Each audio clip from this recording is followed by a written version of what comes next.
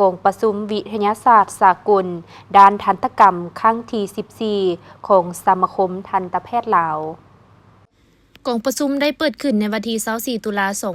2025 อยู่ที่ศูนย์การร่วมมือสากลและการฝึกอบรม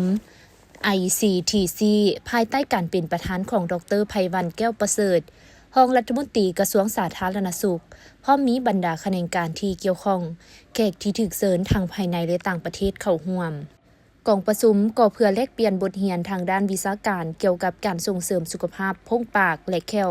ระหว่างทันตแพทย์ด้วยกันและกับทันตแพทย์ประเทศเพื่อนมิตรเพื่อเป็นการสุขยูส่งเสริมบทเรียนอันดีเลิศทางด้านเวียกงานทันตกรรมเพื่อช่วยยกระดับความรู้ความสามารถของทันตแพทย์ลาวให้สูงขึ้นในกองประชุมครั้งนี้มีสมาชิกสมาคมเข้าร่วมทั้งหมด500 กว่าคนในกองประชุมแม่ได้เชิญเอาวิทยากรทางภายในและต่างประเทศจำนวน19 ท่านมาให้ความรู้แก่ทันตแพทย์ของลาวเช่นวิทยากรจากคณะทันตแพทยศาสตร์มหาวิทยาลัยวิทยาศาสตร์สุขภาพ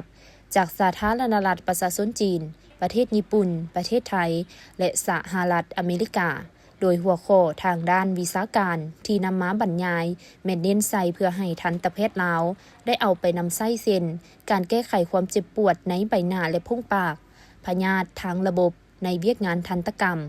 การปฏิบัติตัวจริงในการปิ่นปัวพยาธิเทือกอักเสบการดัดแปลงแข้วเทียม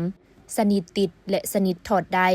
การบูรณะแข้วทันตกรรมหากเทียมในปัจจุบันทันตกรรมหากเทียมในยุคดิจิตอลและมีหัวข้ออื่นๆที่พัวพันถึงเวียกงานทันตกรรมนอกนี้ยังมีหัวบทที่สาธิตในการนำใช้เครื่องมือทางด้านทันตกรรมซึ่งมีผู้เข้าร่วมในงานนี้ก็จะได้รับผลประโยชน์ทางด้านวิชาการจากการฟังบรรยายของวิทยากรและได้คะแนนสะสมเพื่อนำเอาไปต่อใบอนุญาตเคลื่อนไหววิชาชีพปิ่นปัวในอนาคตอีกด้วย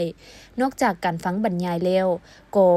ยังได้ให้บริษัทห้างร้านจำหน่ายอุปกรณ์ทางทันตกรรมเข้าร่วมในงานเปิดโอกาสให้ทันตแพทย์ลาวของพวกเขาได้พบกับผลิตภัณฑ์ใหม่ๆที่มีความเจริญก้าวหน้าของยุคสมัยซึ่งบริษัทภายในประเทศ10 บริษัทและบริษัทจากต่างประเทศจำนวน10 กว่าบริษัท